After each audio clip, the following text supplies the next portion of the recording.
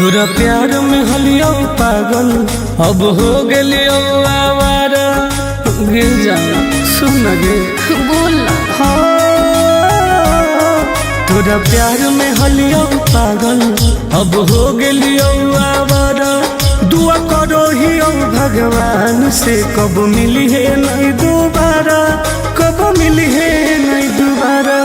दुआ करो ही भगवान से कब मिली है नहीं दोबारा, कब मिली है नहीं दोबारा।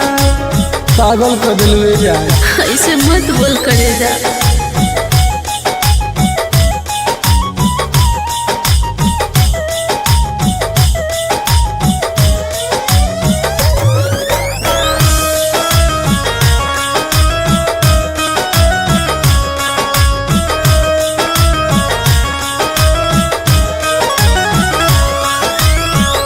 समझे न पलियो तोहर असल इरादा।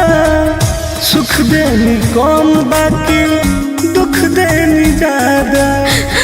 ऐसे काहे करिए समझे न पलियो तोहर असल इरादा। सुख देनी कम बाकी दुख देनी ज्यादा। अब चाहिए ना तोरा जैसन धोखेबाज के सहारा।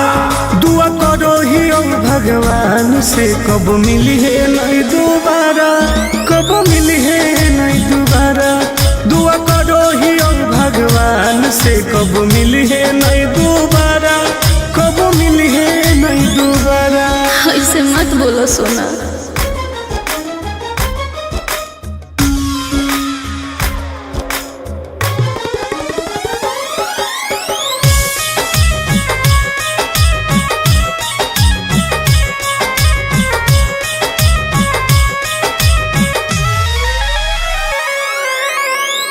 दूसरा के साथ अपन जिंदगी बीतई है।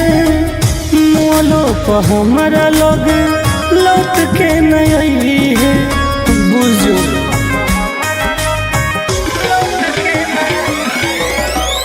दूसरा के साथ अपन जिंदगी बीतई है। मोलो पर हमारा लोग लौट के नहीं है। आनंद पर कस टुनटुनवा लहनी पहिले प्यारा। दुआ करो ही भगवान से कब मिली है नहीं दोबारा, कब मिली है नहीं दोबारा। दुआ करो ही भगवान से कब मिली है नहीं दोबारा, कब मिली है नहीं दोबारा। पागल कर दिल जा।